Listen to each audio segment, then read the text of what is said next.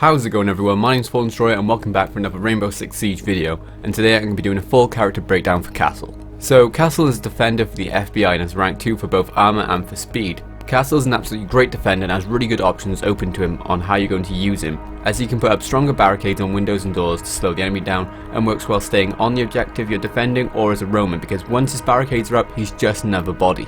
Castle has a choice of two primary weapons, the UMP-45 or the M1014 shotgun. Now both of these weapons are great for certain situations or maps, so which one you take with you should depend on the map you're playing. So if it's a small map then take the shotgun, and if it's a map with long sightlines then take the UMP. So for the UMP's attachments I would use the holographic sight, the compensator and the vertical grip.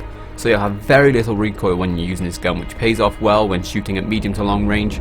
And for the shotgun I use the holographic sight and the laser, just for a little boost to accuracy if I need to hip fire. For Castle sidearms you have a choice of either the 5.7 USG or the M45. So which one you take falls to personal preference, so if you like having a larger clip then use the USG, and if you want the high stopping power then use the M45. Lastly, for his gadgets he's got either a deployable shield or razor wire. And honestly this makes very little to no difference in which you choose, because all the other characters have a reason why they have a gadget and Castle doesn't offer us a lot in terms of how best to manipulate them. Castle's special ability is that you can place Kevlar barricades on windows and doors. These are much tougher than standard barricades and it takes a lot of firepower to try and shoot them out. They can be destroyed through melee, but it's going to take a large amount of hits before they break, which would give you plenty of time to prepare for their arrival or even take them out from under the gap at the bottom of the door while they fruitlessly keep knocking the barricade. The only way your barricades are going to be destroyed quickly are through breaching charges, thermite charges, Sledge's hammer, Ash's breaching rounds or grenades or nitro cells.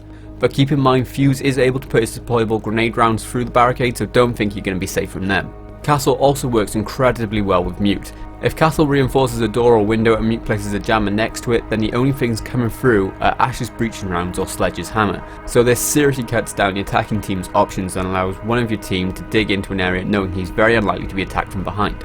Also be mindful if you're playing with Kapkan, as the only real way through your barricades is to blow them up. If Kapkan has a trap on the barricade it's wasted, so either Castle or Kapkan should remove their defensive trap so it can be utilised somewhere else. So if you're new to playing Castle then don't be the one locking your team in a tiny room unless that's what the team's plan is. I've played plenty of games where people playing Castle have barricaded the only ways out while we're still reinforcing the walls, so we've had to rip down the barricades just so we're not all stuck in a tiny little box. Also think about placing your barricades in strange places, like in hallways just to slow the enemy down, or even on empty rooms, just so the enemy team might be inclined to waste a breaching charge on it only to discover that there's no one even in that room.